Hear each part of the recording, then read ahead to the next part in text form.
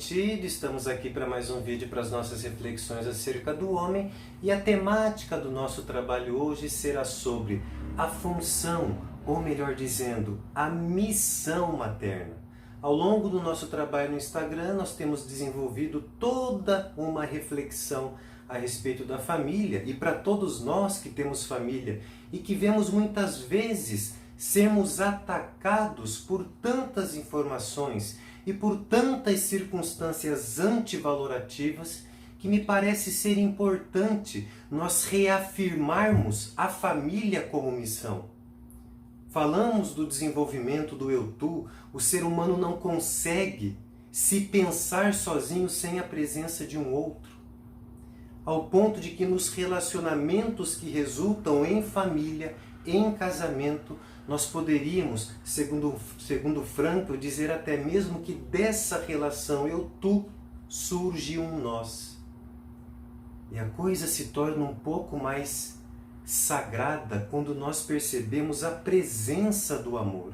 O amor, como já vimos, não como mera expressão de categorias biológicas e psicológicas, mas o amor como um dom, como aquilo que nos é dado, como aquilo que nos possibilita parar de olhar para nós mesmos e encontrar o sentido da nossa realização fora de nós. Ou seja, no caso do relacionamento familiar, fazer do outro a realidade maior da minha própria existência. E Frankl não termina por aí. Desse amor resulta o que ele chama de milagre, o milagre que ele coloca como o Filho. Já discursamos sobre isso, é só para dar uma refrescadinha na memória.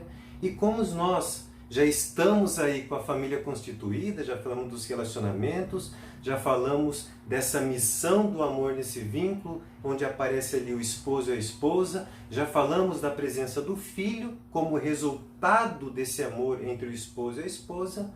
Agora a gente vai começar a passar pelas funções, que aqui vocês vão entender, a palavra melhor seria a missão materna. Quando nós olhamos para uma mulher que está ali ainda pensando na possibilidade de ter filhos, né? Você que é casado, você papai, você mamãe, lembrar daquela época onde vocês estavam projetando a possibilidade e já planejando a vinda desse filho, a gente já pode dizer que nesse sentido o filho inclusive já se fazia presente no seio do desejo de vocês, do projeto de vocês, mesmo antes da fecundação.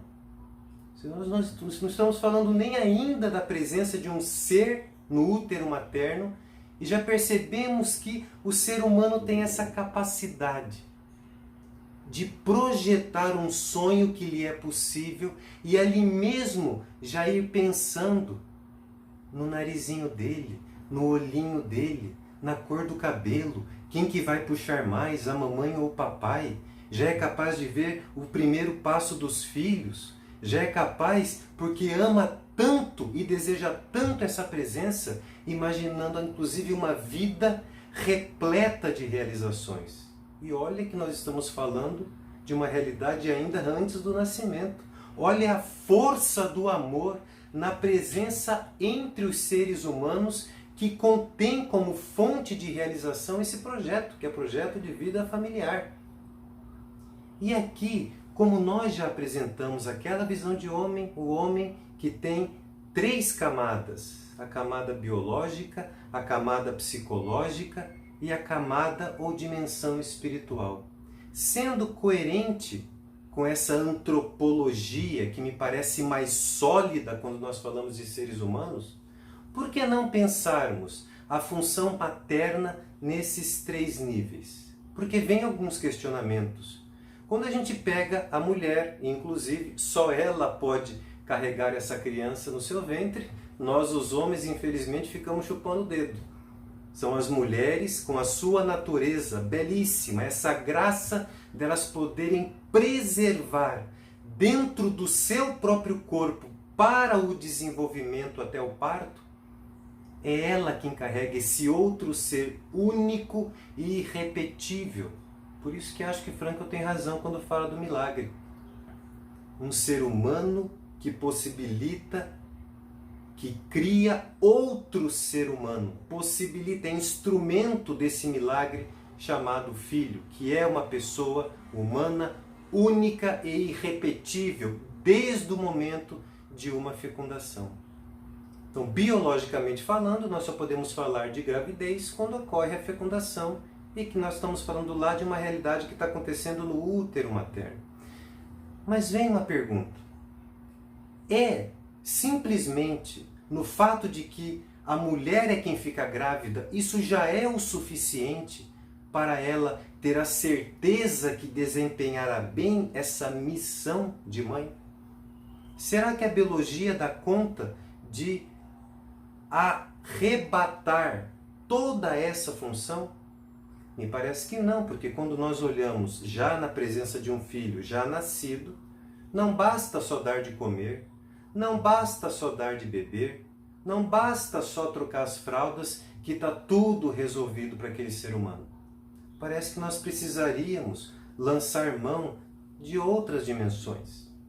E se nós pensarmos aquela mulher psicologicamente saudável, com seus afetos maduros, capaz já de projetar sonhos de maternidade dentro de parâmetros que são extremamente satisfatórios. É uma mulher que deseja, é uma mulher que é capaz de buscar satisfações, é uma mulher que quer que seus projetos aconteçam. Será que mesmo a dimensão psicológica, ela responde a tudo aquilo que uma mãe precisa para desempenhar bem a sua missão? Gente, vamos lembrar o seguinte: dimensões biológicas e psicológicas, feliz ou infelizmente, elas trabalham somente no campo das necessidades.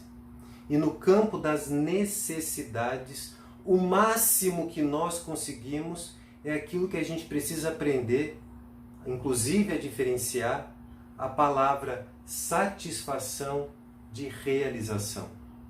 As dimensões biológicas e psicológicas, elas, uma vez atendidas, deixam o ser humano simplesmente satisfeito. Você dá um pão para uma criança, enquanto ela está com fome, ela come, no final ela diz, pronto, não quero mais comer, estou satisfeita. Um projeto de vida que você realiza, a compra de uma casa, por exemplo, quando você consegue realizar esse projeto material, o máximo que a gente consegue escutar do casal é que, bom, agora estamos satisfeitos, temos a casa própria. A pergunta é, isso realiza o ser humano? Muitas vezes nós vemos que não é função das necessidades biológicas e psicológicas nos trazerem a realização. Para isso, precisaríamos avançar mais um pouquinho e entrar naquela dimensão que Frankl chama da dimensão espiritual. Vamos lembrar, dimensão espiritual no sentido a sede, o lugar onde reside aquilo que é próprio do ser humano, a liberdade e a responsabilidade. Então, quando uma mãe se prende somente às necessidades do filho, das duas uma, ou ela se entedia, porque trocar fralda todos os dias, ter que acordar todas as madrugadas todos os dias, sim, isso biologicamente cansa. Não creio eu que porque a mãe foi feita para trocar fraldas, uma mãe foi feita somente para acordar e consolar o filho. Como também não acredito que uma mãe foi feita somente para sentir satisfações junto a esse filho. Então vocês veem os limites dessas dimensões. E é bacana que o lugar onde é possível falar de realização é só quando nós percebemos que estamos livres e nos percebemos responsáveis por aquilo que as necessidades, olha que bonito, aquilo que as necessidades já apontam. Então, se uma mãe fica presa à necessidade, na hora de trocar uma fralda do filho, vai chegar um momento que, se ela fica presa somente àquilo, vai chegar um momento que é possível até que ela se arrependa de ter tido filhos. Às vezes acontece isso.